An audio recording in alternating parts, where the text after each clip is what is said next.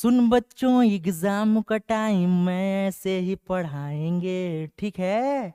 अरे सुन बच्चों एग्जाम का टाइम में ऐसे ही पढ़ाएंगे। अरे 2-3 घंटा बताएंगे, नाइन्थ पास कराएंगे, ठीक है ना। हेलो बच्चों, स्वागत है आपके अपने चैनल एडुफाबेटिक ऑफ एजुकेशन में। आज मैं आपको बताऊंगा जेक द्वारा जारी किया गया मॉडल सेट क्लास 9 का साइंस का पहला मॉडल सेट का शानदार सॉल्यूशन। चलिए बच्चों शुरू करते हैं। पहला क्वेश्चन देखते हैं भाई। पहला जो क्वेश्चन है ध्यान से लिखिएगा बच्चों। यह है पहला क्वेश्चन, क्या लिखा हुआ है ध्यान से देखिए। निम्न में से किन राशियों का एसआई मात्रक समान होता है। पूछ रहा है भाई कौन सा राशि है जिसका एसआई मात्रक समान होता है। चाल और वेग, एकदम सही जवाब। चाल और वेग का एसआई मात्रक क्या होता है बच्चों, मीटर पर सेकंड। दूसरा वाला देखते हैं त्वरण और विस्थापन। त्वरण का होता है मीटर पर सेकंड स्क्वायर, विस्थापन का होता है ओनली मीटर। तो यानी ये दोनों सेम नहीं है।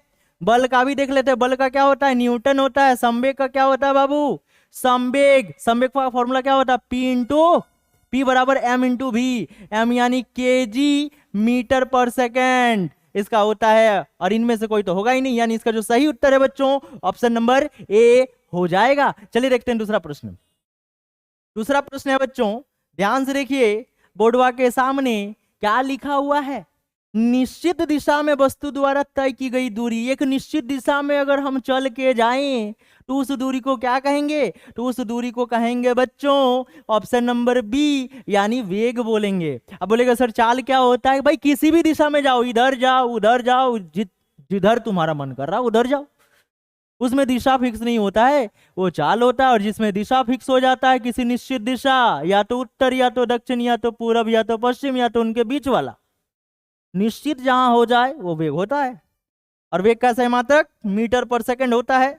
तो चलिए देख लेते भाई, वेग का सही मात्रक दे दिया, मीटर पर सेकंड नहीं दिख रहा, इसको ऊपर उठा देते हैं बाबू। अब देखो तीसरा नंबर का जो आंसर है मीटर पर सेकंड, ऑप्शन नंबर डी हो जाएगा। चलिए देखते हैं अगले प्रश्न को। अगला प्रश्न क्या है बच्चों, ध्यान ध्यान दीजिएगा। क्या है, स्वचालित वाहनों में एक यंत्र लगा होता है उस जो उनके द्वारा तय की गई दूरी को बताता है। देखिए स्वचालित, जैसे हम लोग बाइक चलाते हैं, कार चलाते हैं। आप नहीं चलाते होंगे तो देखे तो होंगे ना, कार जब बाइक चलाते होंगे ऊपर में देखिए ऐसे गोल गोल रहता है। ध्यान से देखिए, ऐसे गोल गोल रहेगा, इसमें वो कांटा रहेगा, ठीक है। और यहाँ पे देखिएगा वो मीटर ऐसा लिखा रहेगा, इसमें गोल गोल ऐसे करके देखिए नंबर लिखा रहेगा 1 2 3 सब में, ठीक है। तो ये जो मीटर होता है बच्चों, इसमें नंबरिंग लिखा रहता है, इसमें पता लगता है भाई हम कितना दूरी चल के जा रहे हैं, ठीक है। दूरी को बतलाता, दूरी को बतलाता, उसको बोलते हैं बाबू ओडोमीटर। किस नाम से जाना जाता है, ओडो। और यही चीज देखिए काटाटो, ये 0 होता है, 0 से 10 20 30 जितना स्पीड मोचड़ोगे, जो थ्रोटल होता है ना उसको जितना ज्यादा घुमाइएगा उतना स्पीड से जाएगा। तो वो स्पीड को बतलाता है, स्पीड को बतलाता है, स्पीड में वो कांटा ऐसे रहता है, ये जाता है 40 से 50। तो इसको बोलते हैं स्पीडोमीटर। जो स्पीड को बतलाता है स्पीडोमीटर यानी चाल मापी यंत्र उसको कहते हैं, हिंदी में चाल मापी यंत्र। और ओडोमीटर को बोला जाता है बाबू पथ मापी। किस नाम से जाना जाता है, पथ मापी। और स्पीडोमीटर को बोला जाता है चाल मापी। ठीक है, आपको हिंदी नाम भी याद करके रखना है क्योंकि फंसा देगा भाई हिंदी और इंग्लिश में। चलिए देखते हैं अगले प्रश्न को। अगला प्रश्न क्वेश्चन नंबर 5 ये रहा बोर्ड पे। यदि पिंड का द्रव्यमान दुगुना कर दिया जाए और उसका वेग आधा हो जाए तो संवेग क्या होगा। सबसे पहले देखिए ये एक तरह का क्या है बच्चों, नोमेरिकल है। कैसे बनाएंगे, देखिए एकदम आसान है भाई। दो गुना क्या किया जा रहा है, एम को दो गुना कर दिए, चलिए एम दो गुना हो गया। इसके बाद वेग को आधा, वेग को आधा, भी को आधा कर देते हैं। चलिए भी को आधा कर दिए। अब हमें क्या पूछा जा रहा है, संवेग। संवेग का फॉर्मूला क्या होता है, ये रेखीय संवेग बोला है, रेखीय संवेग बोले कुछ भी संवेग बोले हमें कोई लेना देना नहीं है भाई। संवेग का फॉर्मूला से मतलब है P बराबर होता है एम भी। एम कितना है बाबू, ध्यान से देखो एम कितना है, ठीक है। तो आप बोलिएगा सर एम तो दो दिया है, एम के जगह पे आपको क्या रखना है, 2m रख देना है। और भी के जगह पे देखिए, भी के जगह पे क्या है, v/2, भी के जगह पे v/2। तो ध्यान से देखिए 2 और 2 गया मामू घर, तो मामू घर गया तो कौन बच गया बाबू, बच गया m एगो और एगो भी, m भी। तो P बराबर m भी तो फॉर्मूला होता ही है देखिए, और फिर वही आ गया। इसका मतलब अगर हम द्रव्यमान को दुगुना कर दें और वेग को आधा कर दें तो कोई फर्क पड़ने वाला नहीं है, यानी ऑप्शन नंबर बी इसका सही उत्तर वही रहेगा।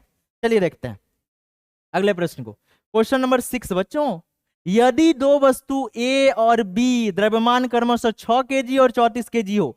देखिए ध्यान दीजिए, ए जो है, ए का दिया है 6 केजी है वजन, और बी का जो है वो है 34 केजी। तो आप ही बताइए भाई, जिसका ज्यादा भार होता है उसी का द्रव्यमान, उसी का जड़त्व क्या होता है, ज्यादा होता है। तो जड़त्व किसका ज्यादा होगा, बी का, ज्यादा वजन है, जिसका ज्यादा वजन उसका जड़त्व ज्यादा। एक रेलगाड़ी और एगो लीजिए हवाई जहाज, तो किसका वजन ज्यादा होगा, रेलगाड़ी का। तो रेलगाड़ी हो जाएगा उसका जड़त्व ज्यादा, और हवाई जहाज का जड़त्व क्या हो जाएगा, कम हो जाएगा। ऐसे बनाना है बच्चों। तो यानी इसका ऑप्शन नंबर ए देखते हैं भाई, ए का जड़त्व बी से ज्यादा है, गलत है, ये ऑप्शन हमारा बिल्कुल गलत है। बी का जड़त्व ए से ज्यादा, एकदम सही है। चलिए ऑप्शन नंबर बी हमारा क्या हो जाएगा बच्चों, इसका सही उत्तर हो जाएगा। चलिए देखते हैं अगले प्रश्न को। अगला प्रश्न है, न्यूटन गति के किस नियम को जड़त्व का नियम कहा जाता है। भाई ये जड़त्व का नियम क्या होता है, इसी को गैलीलियो का नियम भी कहा जाता है बच्चों, क्योंकि गैलीलियो ने जड़त्व का नियम दिया और न्यूटन ने इसको प्रथम नियम बना दिया, थोड़ा सा मॉडिफाई करके। तो ऑप्शन नंबर ए इसका क्या हो जाएगा, सही उत्तर हो जाएगा। न्यूटन का गति का प्रथम नियम ही जड़त्व का नियम कहलाता है, ये आपको याद करके रख लेना है बच्चों। चलिए देख लेते हैं क्वेश्चन नंबर 8। क्वेश्चन नंबर 8 है, रॉकेट किसके सिद्धांत पे कार्य करता है। रॉकेट जो उड़ता है ना, ऊपर जाता है, तो कौन सा सिद्धांत पे कार्य करता है, तो ये करता है संवेग संरक्षण के सिद्धांत पे। चलिए देखते हैं क्वेश्चन नंबर 9। क्वेश्चन नंबर 9 बहुत ही इंपॉर्टेंट प्रश्न है बच्चों। क्या बोला जा रहा है, ध्यान से देखिए। 60 केजी द्रव्यमान के किसी मनुष्य का भार चंद्रमा पर क्या होगा। भाई चंद्रमा पे लेके जा रहा मनुष्य को, 60 केजी उसका वजन है, अब मेरा भी 60 केजी है, हम जाएंगे चंद्रमा पे, तो बोल रहा मेरा भार क्या होगा। तो देखिए बच्चों, भार एक ऐसी राशि है, ध्यान दीजिएगा, भार में कमी हो जाता है, द्रव्यमान में कभी कमी नहीं होगा, द्रव्यमान जितना है फिक्स होता है, लेकिन भार में कमी हो जाता है। चंद्रमा में 1/6 हो जाता है भार का, कितना हो जाता है, 1/6। तो उससे पहले क्या करना होगा बच्चों, ये जो 60 केजी है, देखिए यहाँ पे आंसर हमारा न्यूटन में दिया गया है, तो हमें न्यूटन में चेंज करना पड़ेगा। तो हमें सबसे पहले पता रखना पड़ेगा कि 1 केजी में कितना न्यूटन होता है। तो बच्चों 1 केजी में 9.8 न्यूटन होता है, लेकिन क्वेश्चन में 10 दिया हुआ है, तो इसका मतलब यहाँ पे 1 केजी इक्वल टू हम लेंगे 10 न्यूटन। ध्यान से देखिए क्या हम बना रहे हैं और कैसे बना रहे हैं। भाई 1 केजी में 10 न्यूटन है, हमारे पास 60 केजी है, इसको 60 बनाइए, तो 60 गुना 1 केजी, तो 60 केजी बन जाएगा। तो इधर 60, तो इधर भी 60 गुना कर देंगे, 60 गुना 10 न्यूटन, यानी ये हो गया 600 न्यूटन। तो यानी इधर है 60 केजी, और 60 केजी में कितना न्यूटन, तो अब बोलिएगा 600 न्यूटन सर। अब 600 न्यूटन को इधर 600 लिख दीजिए, और बाबू 1/6 कर दीजिए। 1/6 क्यों कर रहे हैं बाबू, क्योंकि चंद्रमा में हमारा जितना भी वजन है वो 1/6 हो जाएगा। 6 से जैसे काट देंगे बाबू, ये क्या हो जाएगा 100, और 100 क्या क्या बना हुआ है, न्यूटन। यानी ऑप्शन नंबर सी इसका क्या हो जाएगा बच्चों, सही उत्तर हो जाएगा। ध्यान दीजिएगा, ऑप्शन नंबर सी इसका सही उत्तर, 100 न्यूटन। चलिए 10th नंबर क्वेश्चन देख लेते हैं बच्चों। यदि दो वस्तुओं के बीच की दूरी आधा कर दिया जाए तो उनके बीच गुरुत्वाकर्षण का बल, देखिए गुरुत्वाकर्षण बल अगर देखें तो फॉर्मूला क्या होता है, जी, ध्यान से देखिए, जी m1 m2 और ये हो जाएगा d², यही डिस्टेंस है हमारा, दूरी, ठीक है। तो दूरी को क्या कर रहे हैं, आधा आधा कर देंगे। जैसे इसका आधा का स्क्वायर कर दें बाबू, तो ये आधा का स्क्वायर कहां चल जाएगा, ऊपर। ऊपर कैसे जाएगा, ध्यान से देखिए, 1/4, और चूंकि ये बट्टे में है, चलिए इसको हम बहुत अच्छी तरह से आपको समझाते हैं, ठीक है। हमें क्या करने के लिए बोला जा रहा है उसको थोड़ा सा ध्यान दीजिए। देखिए क्या बोला जा रहा है, दो वस्तुओं के बीच की दूरी को आधा, यानी डिस्टेंस पहले d था, लेकिन हम उसको क्या कर दिए बाबू, आधा कर दिए, आधा कर देते हैं d/2, ये डिस्टेंस है हमारा, ठीक है।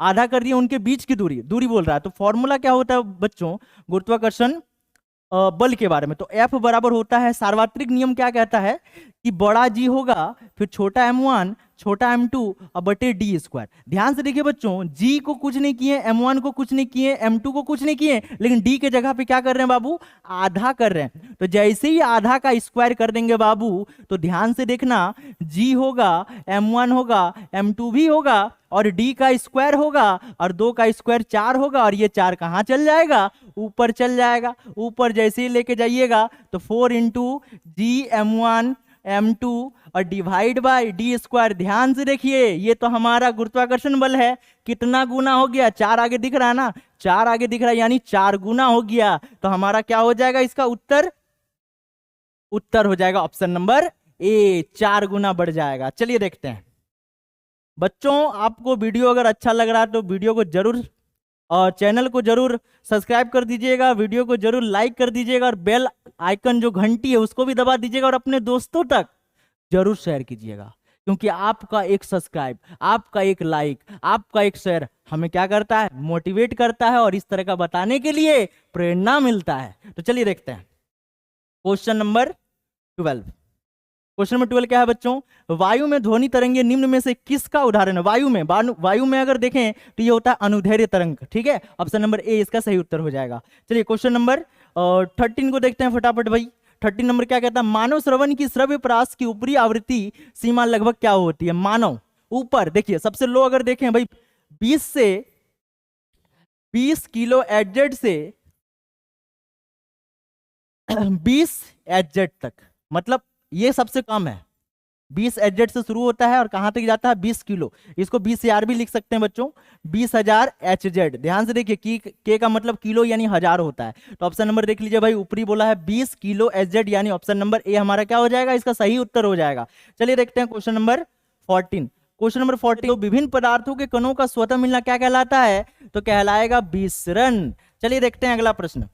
अगला प्रश्न है बच्चों, बर्फ का गलनांक कितना होता है। बर्फ कितना डिग्री में गलता है भाई, देखिए 4 डिग्री माइनस में नहीं होगा, 1 डिग्री नहीं होगा, 200, जब 1 डिग्री नहीं होगा 4 डिग्री नहीं होगा तो ये भाई 273 कहां से होगा, यानी ऑप्शन नंबर क्या हो जाएगा भाई, सी छट जा रहा है इसे। क्यों, क्योंकि 273.16 केल्विन इक्वल टू होता है बाबू 0 डिग्री सेल्सियस। और ध्यान दीजिएगा 0 डिग्री सेल्सियस में बर्फ जमता भी है और गलता भी है, दोनों सेम होता है। जमना और गलना दोनों सेम होता है। जमना और गलना ऐसा क्यों, क्योंकि इसमें गुप्त उष्मा पाया जाता है बच्चों, गुप्त उष्मा। चलिए 16 नंबर क्वेश्चन देखते हैं। 16 नंबर क्वेश्चन क्या कहता है, निम्नलिखित में से किसे सबसे अधिक संपीड़ित किया जा सकता है, सबसे ज्यादा दबाया जा सकता है। नमक को दबा सकते हैं, नहीं दबा सकते हैं। तेल को दबा सकते हैं, नहीं दबा सकते हैं। जल को भी नहीं दबा सकते, हाइड्रोजन गैस को दबा सकते हैं। तो सबसे ज्यादा संपीड़ित किसको किया जा सकता है, ऑप्शन नंबर सी यानी हाइड्रोजन गैस। चलिए देखते हैं क्वेश्चन नंबर 17। निम्नलिखित में से कौन यौगिक का उदाहरण है। भाई लोहा यौगिक है, नहीं, तत्व है। पीतल तो मिश्र धातु है। तांबा तो धातु है यानी तत्व है। जल यौगिक है बाबू, H2O एक निश्चित अनुपात में है ना।